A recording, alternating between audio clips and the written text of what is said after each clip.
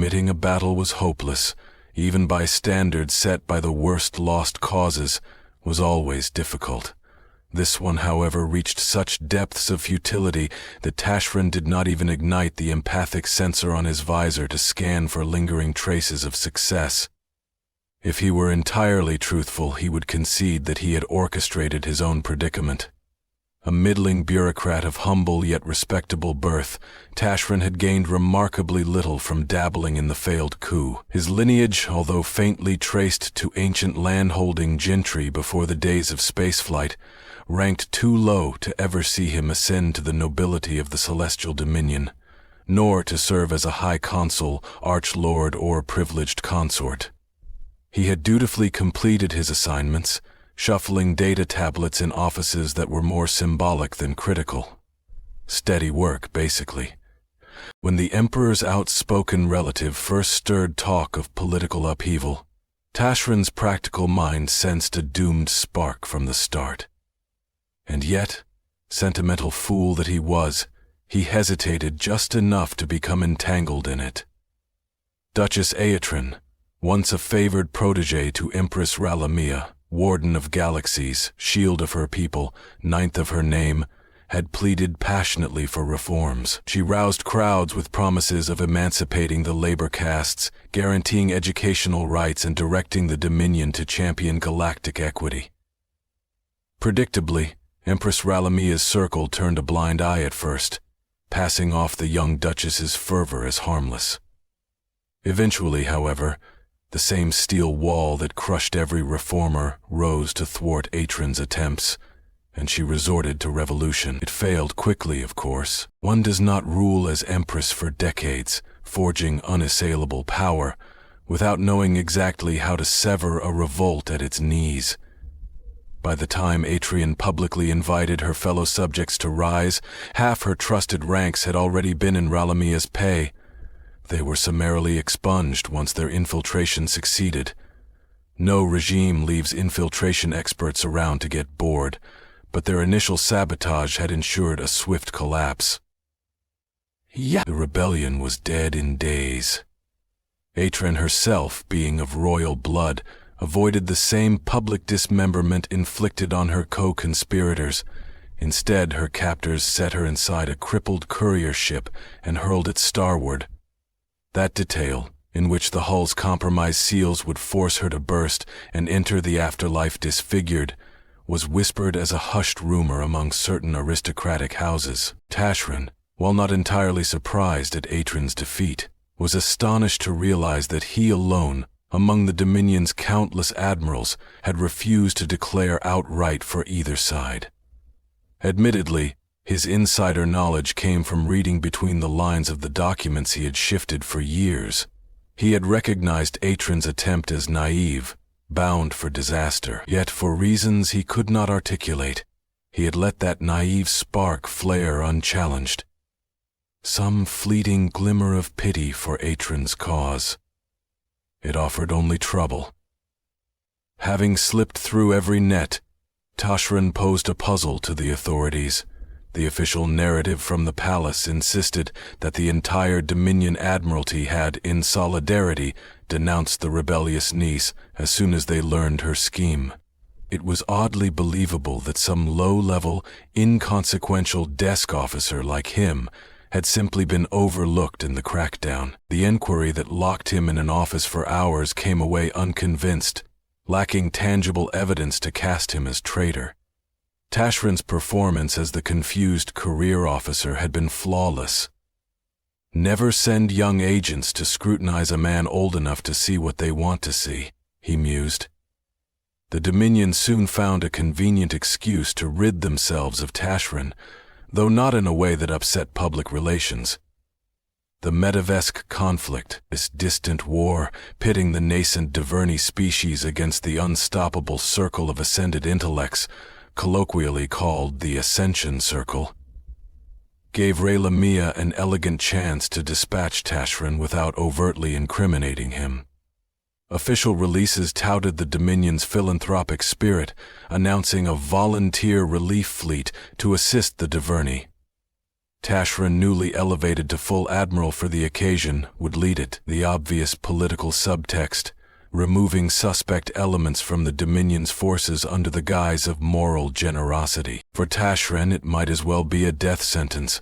The Duvernay, fresh on the galactic stage, had stumbled through the predictable new sexy's blunders, lethal power grid accidents, rampant bacterial mishaps, crippling trade debts. Most sapients had been there. Usually one corrects course with better oversight. But the Duvernay's larger failing was that their home sector bordered Ascension Circle territory. Once, the Dvirani's own artificially intelligent creation turned genocidal, the Circle placed that rogue intelligence under their protection, effectively condemning the entire Dvirani population. The galactic community, though privately sympathetic, refused direct intervention. Instead, armies of foreign volunteers, like Tashran's, streamed in. From the Dominion's standpoint, sending Tashran to fight in a war that was plainly unwinnable solved many problems. If these heroic volunteers put up enough of a spectacle, the Dominion could declare itself engaged in noble defense of the oppressed, silencing domestic critics who said the throne neglected galactic affairs. Meanwhile, questionable officers conveniently vanished in the jaws of near-certain defeat. Tashran understood that the moment the squadron launched, with all the forced ceremony and empty oratory praising their righteous cause, yet it never once deterred him from fulfilling that role. Once committed, Tashran gave the fight everything, forging a surprisingly cohesive, disciplined, and valorous fleet from Dominion rejects and Devirian holdouts. Their success exceeded all rational expectations. She turns back to the screen. Her teeth chatter. They rescued outposts in lightning raids, evacuated colonies under direct bombardment, and even crippled a few Circle strongholds. Yet each victory was just a speck of stardust against the inevitability of the Circle's superior might. The volunteer defenders died in droves, and soon Tashran's ragged flotilla stood alone, with the Dwayne refugees, their morale intact, but their prospects grim. The Dominion's ruling council seemed almost irritated by Tashran's refusal to vanish in a glorious final stand.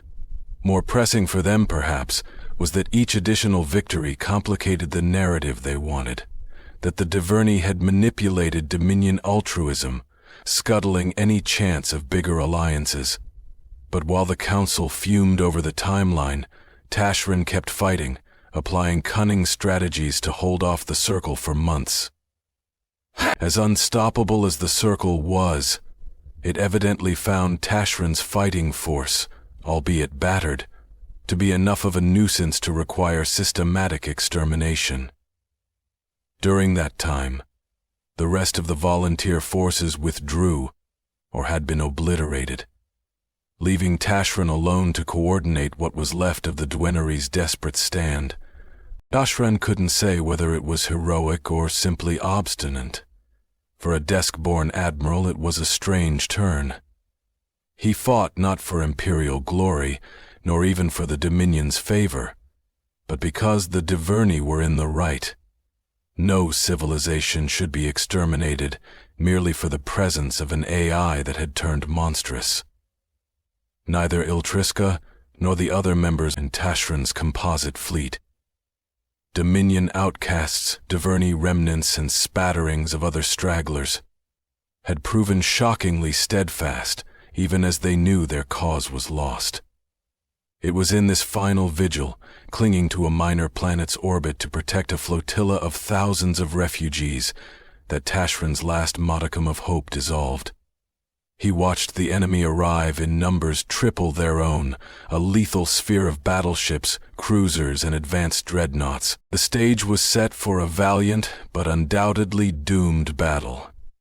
Tashran acknowledged that if they held out even half an hour, it would be a miracle. As he scanned his worn command bridge, he took note of the scorched steel plating and twisted bracings from earlier collisions. The memory of what had happened to his first officer, pulled into vacuum through a hull rupture, still clung to him. How many more times would they witness such horror before the end?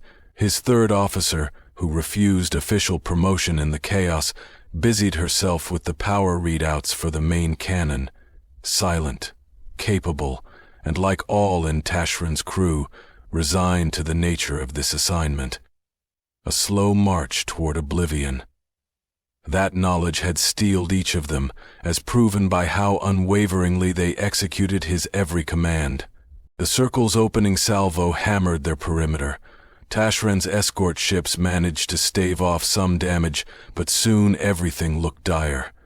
Then something wholly unexpected happened. More newcomers translated into the system. He almost dismissed them at first glance. Their vessels appeared to be random blocks and salvaged plating, haphazardly slapped together with thrusters and beam arrays stuck at odd angles. He had never even heard of these newcomers, though they were presumably fresh to the galactic scene. He patched them through out of curiosity. The screen shifted to reveal a hairless, pinkish-brown alien with symmetrical limbs and fleshy features that caused Tazron's antenna to twitch in revulsion. These Haravi, if that was their name, were nothing like the chitinous or scaled species he was used to. They offered him a savage grin and introduced themselves. Commander Ionis, Haravi Volunteer Force. Are you the Diverni leader? Tashran blinked. No. I command what remains of the Allied volunteers. The Dwarvini we protect have minimal warships left. Well, we heard the Diverni were in trouble. The Harabi displayed bizarre bone ridges in a rude approximation of a smile. So we came. Don't worry, we'll cover your evacuation. You all get out of here. It took Tashran several seconds to realize they were serious. Then he retorted that the Circle had never spared anything that stood between it and a target. You'll be killed, he insisted. Every last one of you.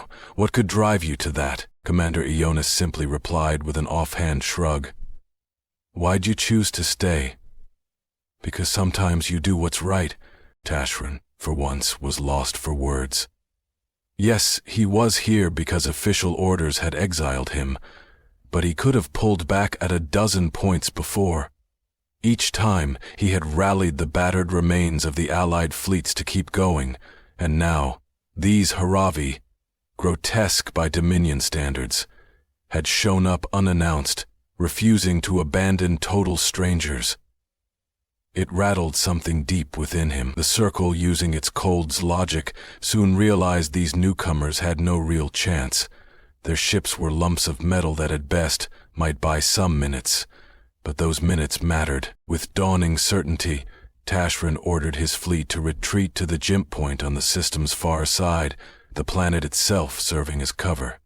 They would flee, not to hide, but to gather reinforcements among any who still believed in real freedom.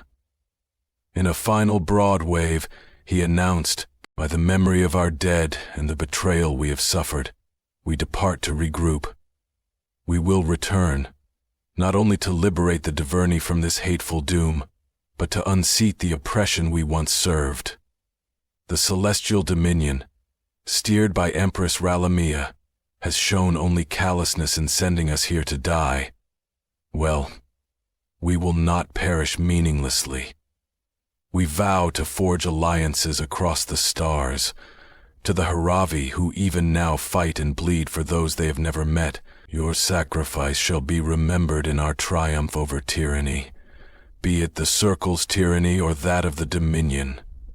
We leave you the stage with grief, but also with hope. May you fight with grace." And so it came to pass that the ragged alliance fled the system, shielded by a handful of desperate boxy craft whose pilots died in droves, ramming Circle cruisers or driving them off course. Their stand, shockingly, lasted far longer than anyone expected, affording Tashran's battered ships the time needed to jump out. Light years away, on Tashran's new flagship, the battered crew was silent as they locked in coordinates for the next escape route. Even from a distance, they followed updates on the Harabi's hopeless efforts. They saw, with simultaneous sorrow and awe, how these weird flesh beings delayed the circle's final blow again and again. And somewhere in that heartbreak, a fierce resolve was born. Tashran found himself regarding each tear in his console screen as if it were a vow. He had played a role in the Dominion's illusions and manipulations. No longer. He now saw that no species should be forcibly erased. If the Dominion insisted on sacrificing entire populations for politics, then it deserved to be challenged, just as much as the genocidal AI. While shock waves rippled across the star field behind them, Tashran raised his voice to address everyone on frequency. We owe a debt to those Haravi. Let us repay it by becoming the armada that defends the vulnerable and that topples those who do harm. We will gather anyone, anywhere, who stands for justice, no matter their species, and together we shall strike back. In that moment, the battered volunteers under Tashran became the seeds of something bigger, not just a scrappy expeditionary force, but the core of a liberation fleet. As they vanished into jump transit, Tashran allowed a final, silent tribute to those they left behind. Die well, he thought of them. Your memory will ignite us all.